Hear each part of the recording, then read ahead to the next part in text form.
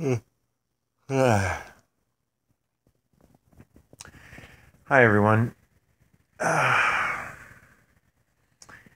Reverend Ellsworth back with his daily vlog of shenanigans.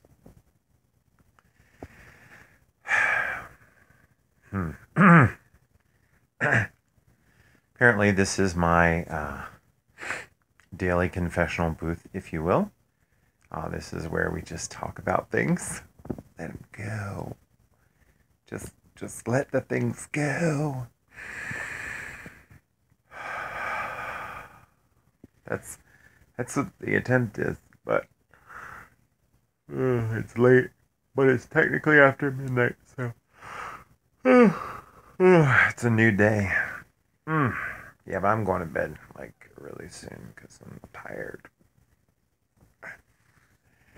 Our air conditioning is finally fixed, so hopefully my allergies will go back to normal. But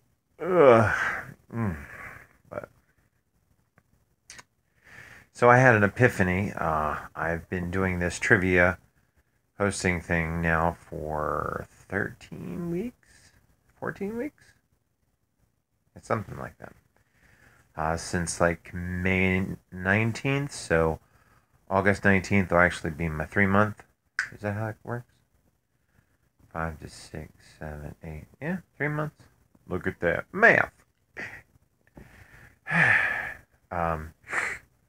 So I've been working with this, and when I first went into hosting trivia night, I immediately put on my mantle of customer service, where it's like, "Oh, thank you so much for coming out tonight. Would you happen to be here for trivia? No? Oh, what is trivia? Why, it's just about the best experience you can have with your clothes on." No, I don't say that. I do flirt a little bit. I mean, no, just purely for business science reasons. Business science reasons, sure. Anyway, I started off with customer service week 1, 2, and 3, and by week like 3 or 4, apparently the honeymoon was over because that's when the team started yelling at everyone. And and I understand you've been playing for a while, and what I think previous hosts had done is just, whoever showed up for trivia would just enter and we won't ask anybody else. I'm sure they went around and asked. But of course, everybody who isn't a veteran player is using their cell phone to cheat, or so the assumption goes. I have disqualified teams. I've caught people on their cell phone. I've yelled at people. I've it it goes from a customer service situation, and it has transmogrified into some babysitting bullshit. Um, yeah. So, is that too honest? Is that too honest about a job that I'll be promoting on the same media I'm about to post this on? But see, that's the beauty of it, is that um, it gets hard. It gets really hard because I have to walk around and people are actually using their cell phones. Stop using your cell phones for 2 hours. Is it that hard? Do you know what I did last night? I got yelled at the beginning of the game. I got yelled at halftime. I had to walk around the place like a game show host so I could babysit adults so they would stop cheating and yelling at each other. Hi, my name is Ellsworth, and you've reached Romper Room with alcohol. And delicious food, by the way. Oh, you must stop by. It's so delish. But see, that's the thing of it, is that, for all of the hardships and bullshit that I've had to deal with this job, I am learning so much about hosting. Like, I hosted an open mic at a hookah lounge for a year. Invaluable information. Invaluable.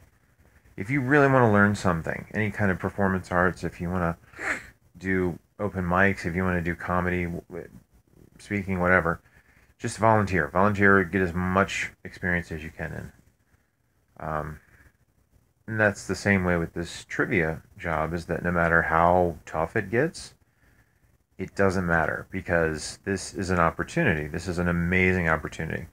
And I keep joking with a friend of mine. I said, I I'm earning my merit badge for surliness because you have to get to a point where you shut people down. You're like, I walked over to these two ladies. I said, ladies, can you commit to putting your phone away? Well, the one lady put her phone inside of her shirt. And I was like, okay, thank you.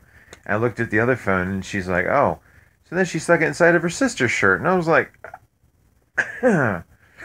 remember, this is a bar for an adult crowd. I'm just kidding. It's very family friendly. You know, sometimes the freaks sneak in.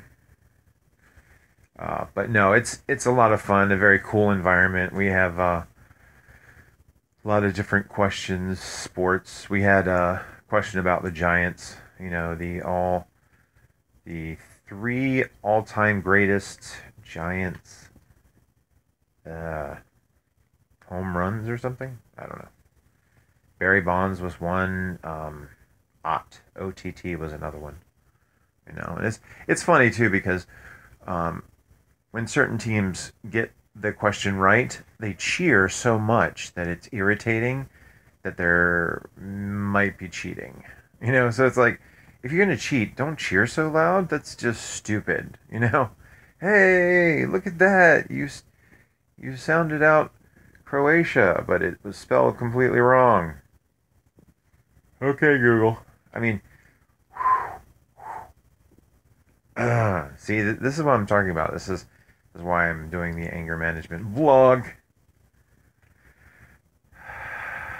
So I was watching Vice News. If you haven't gotten into Vice News, I would highly encourage. It's like all the news that's fun again. Like when we were little kids, the news was all like Nightline with Ted Koppel and Peter Jennings, and you know, very serious news for serious people. And here are the top stories of tonight. And 60 Minutes wasn't so just. And now Vice News for me is very much that. They do all these kind of cool, like, I would call them news documentaries of sorts because they're usually 10 to 15 minutes. Some are 45. Some are a couple hours. You know, they have a lot of different formats. They do music. They do all kinds of stuff. And then all that is to say... Oh, Vice News did a documentary on a guy named the Iceman.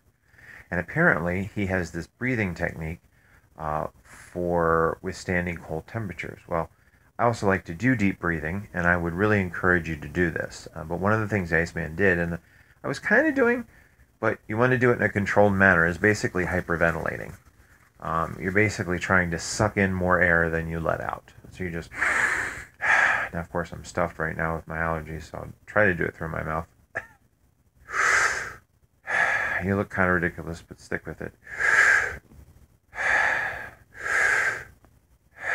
Now, don't freak out and don't make yourself anxious. So that's not the point of the exercise. So don't be no. Just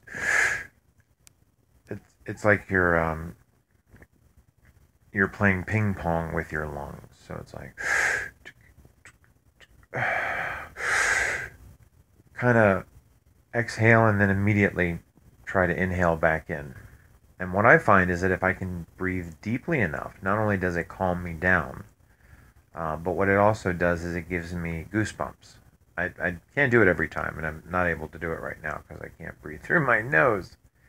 But if I get a good set of deep breathings, then I can get goosebumps, and it's like a really cool elation, a euphoric elation. So I would definitely encourage deep breathing, deeper. That's pretty cool. I kind of look almost like I have a disembodied head. If you haven't already been part of it, I have an upcoming audio collage I'm working on. I really hope this is sideways the whole time. Wouldn't that be annoying? Oh, darn it. Could have sucked the whole time. Anyway, I'm doing this audio collage I call Words Are Lies. So if you're interested in reading some of my work, please let me know. I'll get a work over to you. You just read it, record it, return it. Don't worry about messing up. I can edit out mistakes. Just breathe. Take some Claritin. And then repeat the lines. So, thank you all for listening to my shenanigans once again. Reverend Ellsworth. Peace out, homie. I gotta work on like a thing. Let's see. I'm covering up the thing. No, it's not very. We'll come back over here. Let me hit you with a little bit of the voice I'm going to do on this audio collage. We'll see how this goes. Hey everybody, thanks for tuning in to Words of Lies. I'm the host with the most, your Reverend Ellsworth. We've got a couple of special guests for you tonight. We got a person coming up. A good friend of mine read a piece by me not too long ago. I'm going to go ahead and share with you, blank friend, reading my famous work, blank poem. And then I'll run your audio clip, and I'll do it like a cobbling together of different covers. So if you're interested, shoot me an email at ellsworthsays@gmail.com, and we'll talk tomorrow.